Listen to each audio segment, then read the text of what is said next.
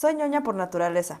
Desde que era chiquita, me acuerdo que incluso antes de entrar a la primaria, me puse a resolver ejercicios de mi libro mágico. Así de ñoña soy, y eso me hace sentir preparada, y he estado preparada para las diferentes etapas de mi vida. No fue diferente cuando me iba a convertir en mamá. Recuerdo que todo el mundo me decía, no te preocupes, eso sale solo, es puro instinto, vas a saber hacer. Mi ñoña interna no me dejó y obviamente me puse a leer. Leí de todo, cómo se bañan, cómo se duermen, qué comen, o sea, sí, ya sé que leche, pero pues como cada cuánto y cómo le hace uno y demás. Y cuando nació mi hija, resulta que un switch mágico se prendió.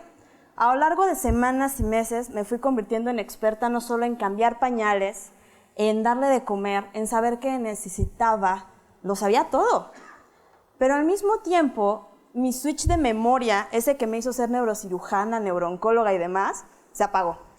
Olvídate de leer algo que fuera un poquito más complejo que un post de Facebook, recordar las citas que tenía de consulta esa semana, muchísimo menos aprenderme la lista del súper. ¿Qué había pasado? ¿Cómo fui que me convertí en puro instinto y cero cerebro? Y me di cuenta que me convertí en mucho instinto y mucho cerebro, solo que era un cerebro diferente, era un cerebro de mamá.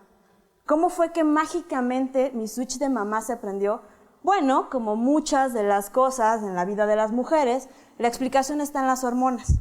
A lo largo del embarazo, las hormonas se encargan de preparar un ambiente perfecto para el bebé. Pero cuando el bebé nace, en ese mar de hormonas, una en especial, llamada oxitocina, hace que la primera vez que huelas a tu bebé, junto con toda esa elevación de oxitocina, se activan los mismos circuitos de recompensa y placer, es decir, aquellos que están involucrados directamente en las adicciones. En otras palabras, me hice adicta a mi bebé. Esto puede llegar a ser tan fuerte el vínculo, porque pues lo hueles diario, que cuando te alejas del bebé, los primeros meses sobre todo, presentas síntomas físicos de abstinencia. La primera vez que yo regresé al hospital, vomité, me dio diarrea, me dolía el estómago y francamente me sentía mal. Eso era muy obvio, me faltaba mi dosis diaria de olor a bebé.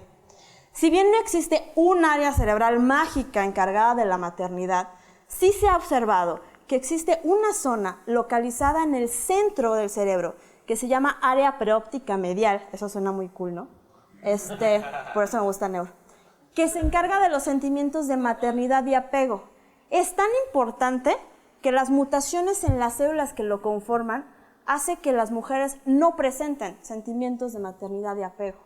Esta área, a su vez, activa otras áreas, en específico áreas que tienen que ver con el reconocimiento auditivo y reconocimiento facial. Todas las que están aquí ya han sido mamás, es clásico. Está el niño jugando con todos los demás, escuchas un ¡mua! Es el mío, ¿no? Y ya sabes que se cayó, que algo le molesta, que se ensució el pañal, te dice que sí.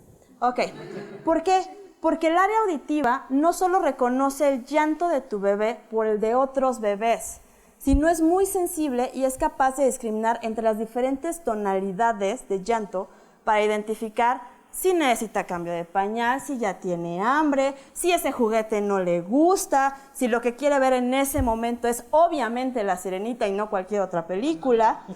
Lo mismo pasa con el reconocimiento facial. Si a una mamá le enseñan fotos de su bebé en una situación de estrés o de llanto, se activan los circuitos que se prenden cuando nos sentimos amenazadas. Esto es para proteger a tu cría. Si le enseñas una foto de tu bebé sonriendo, se activan las mismas áreas que te dan sensaciones de placer. En mi caso muy particular, pues comer chocolate a escondidas porque siempre lo tengo que compartir, ¿no? Esto obviamente tiene un precio, ¿eh? El primero y para mí más importante, el dormir. Olvídate de volver a dormir y no porque le tienes que dar de comer cada 2 horas o porque cuando creces, mamá me duele la pierna, mamá ya no me duele la pierna o cuando son más grandes se van a ir de fiesta. No, es por la oxitocina. Resulta que la oxitocina también participa en el sueño y te hace estar hiperalerta todo el tiempo. Y me refiero a todo el tiempo. 5 días de nacida mi hija, le toca a mi marido hacer guardia para darle de comer y yo dormí una noche seguida. Al día siguiente se despierta y me dice, oye, ¿la bebé durmió padrísimo? ¿No se despertó ni una vez? Lo volteé a ver con una cara de, ¿es en serio?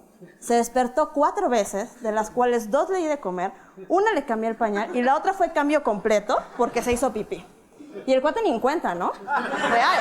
No sé si a alguien le ha pasado o es como experiencia mía. Levanten las manos las mamás que sí les ha pasado.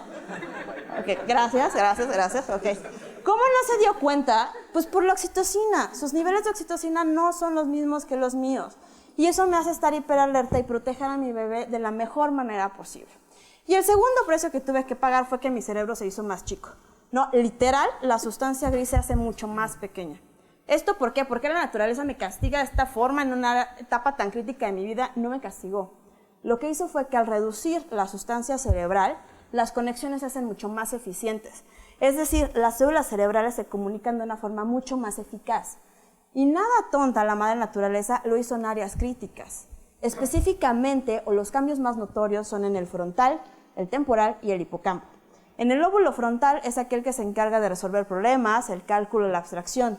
Tiene mucho sentido, tienes que ser capaz de resolver múltiples problemas de una forma mucho más eficiente como mamá.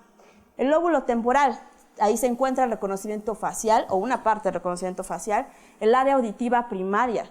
Tienes que ser capaz de reconocer los diferentes chillidos de tu bebé y entender con unos cuantos balbuceos que ya no quiere ver la sirenita, que quiere ver Tarzán, o que en ese momento, pues el muñeco con el que se quiere bañar ya no es ese muñeco y tienes que ir corriendo por otro muñeco para que por favor se bañe. ¿Okay? Y el hipocampo tiene que ver con la memoria a largo plazo.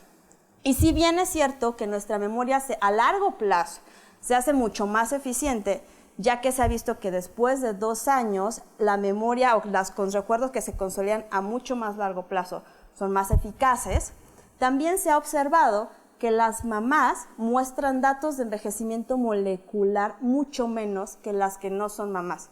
Eso tiene un sentido biológico. Los humanos somos muy dependientes, por lo tanto la naturaleza trata de mantener a la madre el mayor tiempo que se pueda. Y aparte, pues, evidentemente las mamás lo recordamos todo, ¿no?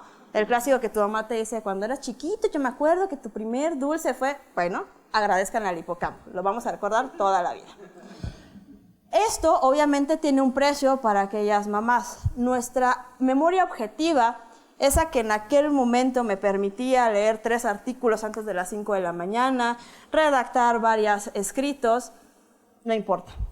A la madre naturaleza no le importa que yo tuviera que escribir una tesis de maestría en una semana, tampoco le importaba que tuviera que hacer un programa de estudios de alta especialidad. Lo que le importaba era estar bien para mantener adecuadamente a mi bebé. El cerebro es un órgano perfecto, ha ido madurando con cada una de las etapas de nuestra vida y es un juego de sustancias cerebrales y de sustancias químicas.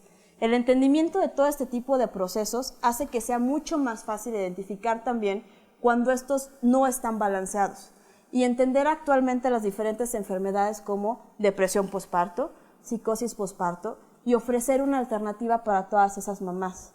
Para todas aquellas que son mamás, que van a ser mamás, las que no quieren ser mamás, los que son papás, los que no van a ser papás, los que no quieren, no se preocupen. Su cerebro lo va a hacer solo, se va a adaptar. De haber sabido esto, la verdad es que no hubiera leído tanto y hubiera visto más Netflix. Porque ahora pues obviamente ya no tengo tiempo. Pero el origen de cada una de las etapas de nuestra vida se puede explicar en sustancias cerebrales. Se puede explicar en conexiones eléctricas, pero no por eso deja de ser mágico, deja de ser místico, a veces inexplicable, muy indescifrable, algo muy parecido a un milagro. Y eso es algo muy parecido a la maternidad. Muchas gracias.